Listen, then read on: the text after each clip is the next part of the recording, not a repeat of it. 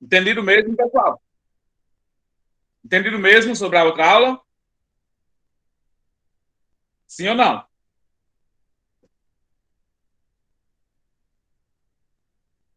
Show de bola. Então, vamos lá. Gente, para administração... Ótimo. Então, para administração de fluxo de caixa, a gente vai entender, né?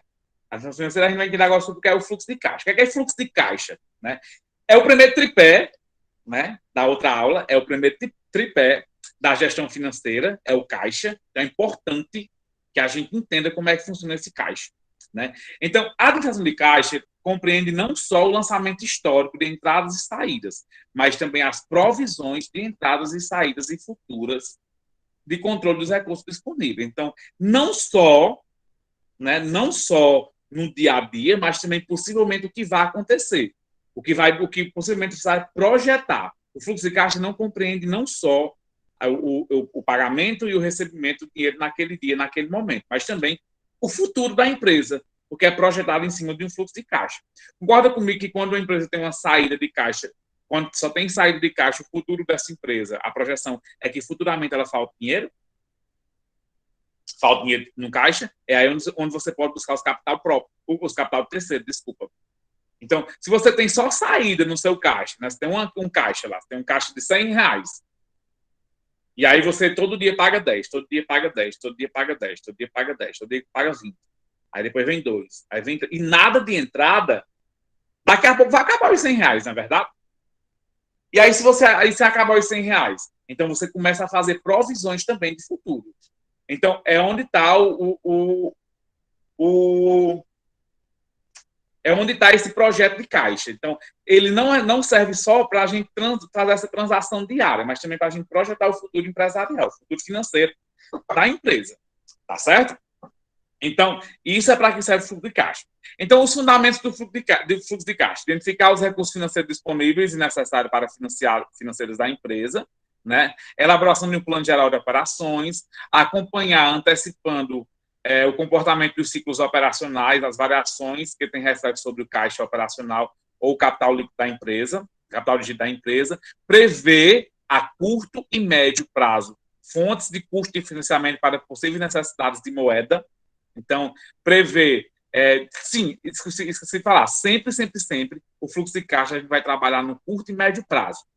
Né? A gente nunca vai trabalhar em longo prazo. Caixa não se trabalha em longo prazo. Você lembra quando eu falei do início, lá na outra aula, que o caixa a gente tem que fechar todo dia, então é curtíssimo prazo. A gente tem que fazer essas transações financeiras de caixa num curtíssimo prazo. Tá certo? Prever o curto e médio prazo desse equilíbrio financeiro, permitindo soluções em tempo hábil. Então, foi o que eu falei, acabei de falar para vocês. Então, você tem R$ 100, todo dia tira 10, não tem nada de entrando, só saindo, daqui a pouco vai se acabar. Então, dentro dessa projeção, você consegue prever até quando esses R$ 100 vai conseguir financiar as suas atividades.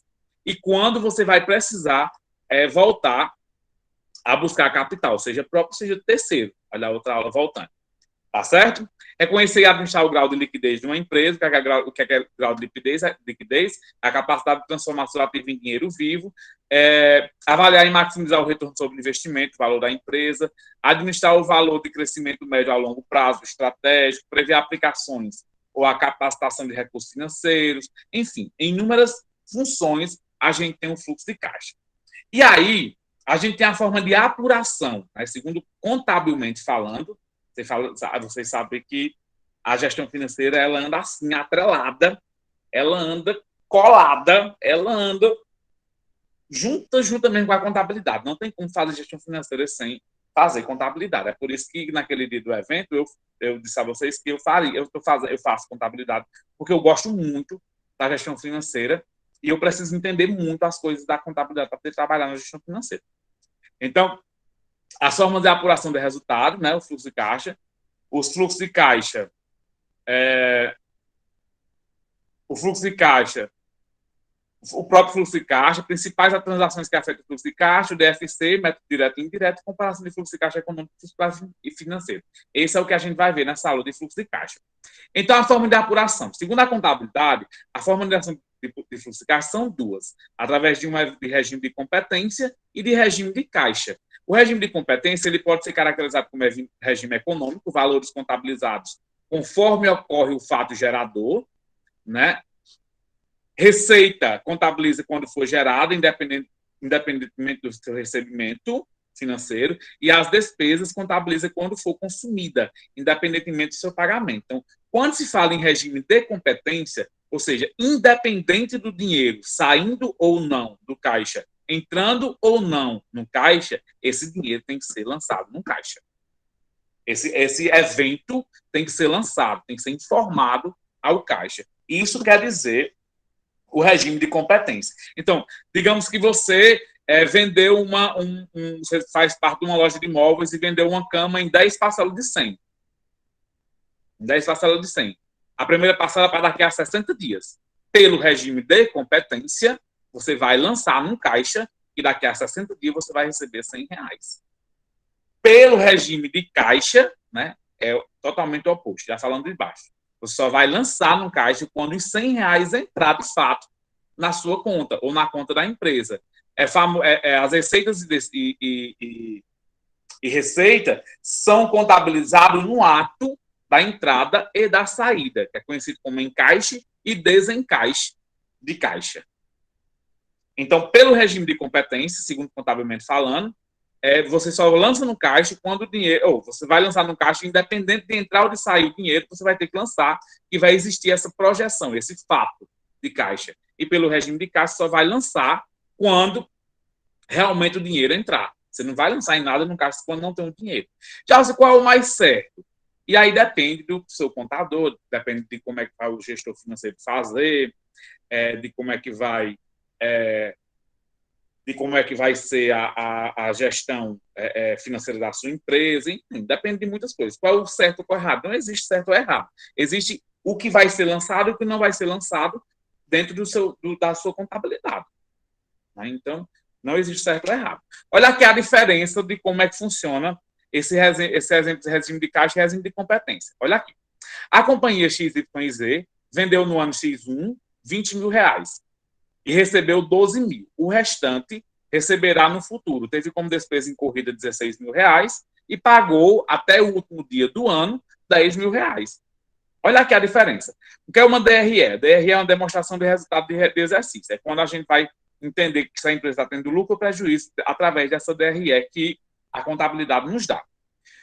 Vamos lá, a receita, né? A companhia vendeu R$20 mil, só recebeu 12. Então, pelo regime de caixa, pelo regime de competência, a receita foi quanto? R$20 mil, independente de receber ou não. Quando foi a despesa para vender esses R$20 mil? 16 mil. Então, receita de 20 mil menos 16 mil, a empresa teve um lucro, né, um saldo de R$4 mil. Olha como às vezes engana essa questão de regime de caixa. Pelo regime de caixa, né, essa é a questão da gestão de caixa. Pelo regime de caixa, o mesmo exemplo, a empresa vendeu R$20 mil, só que só recebeu 12. Os R$8 mil ainda vai saber quando é que ela vai receber no futuro. E teve como despesa incorrida R$16 mil, mas só pagou de fato 10. Então, se ela recebeu 12, ela recebeu 12 e pagou 10, ela só tem de lucro 2 e não 4. No regime de competência, ela tem 4 mil de lucro, no regime de caixa, ela tem 2 mil de lucro. E aí? E aí que eu acho, né, o que eu faria é que os 2 mil é mais real. Então, ela não tem 4 mil, ela tem 2. Porque ela vendeu 20, mas só recebeu 12. Ela deve 16, mas só pagou 10. Então, ela tem 2. Entendeu? Então, para a gestão financeira, ela trabalha o regime de caixa. Para a gestão contábil, ela vai trabalhar realmente o regime de competência. Então, essa é a função do caixa. Então, com relação ao regime de competência. E aí, pronto, aí vou até aqui. E aí, gente, as demonstrações de fluxo de caixa evidenciam as origens de entrada e de saída e a aplicação de saída no caixa em um determinado intervalo de tempo e considera o movimento da conta disponível. A conta disponível é caixa mais banco. Né? Seu objetivo primordial é preservar a liquidez imediata, que a liquidez imediata é as transações financeiras. O que é liquidez imediata? É o disponível menos o passivo circulante. Então, o disponível menos passivo circulante é quanto a empresa tem de dinheiro em até um ano, para pagar suas operações em até um ano. É essencial a manutenção das atividades da empresa. Explicar a diferença entre o resultado do exercício versus o saldo do caixa. Né? O planejamento de fluxo de caixa, cash flow, é um fator crítico e sem adequação, independentemente dos seus níveis de lucro. A empresa poderá se tornar inadimplente ou até mesmo falir quando não faz um fluxo de caixa eficiente, né? E aí as transações de caixa, gente, ela aumenta quando os aportes de capital pelos sócios e acionistas, ela empréstimos financiamentos bancários, venda de itens de ativos fixos, isso tudo são transações que aumentam o fluxo de caixa. E ela pode diminuir as transações de caixa quando há pagamentos, quando a amortização de empréstimo principal mais juros, quando a aquisição de um ativo fixo tirou um dinheiro do caixa para comprar uma casa, né? É um ativo fixo. Diminui o valor no caixa, pagamento de despesas também diminui no caixa. Então, tudo isso são transações que afetam e que diminuem o caixa. Tá certo? Então, é importante que vocês saibam, isso aqui é na próxima aula, né? É importante que vocês saibam que o fluxo de caixa é feito dessas duas formas, através do regime de competência e do regime de caixa. Tá certo? Tudo bem? E aí, na próxima aula, a gente continua com as transações que não afetam o caixa. E o método direto e indireto. Tudo bem?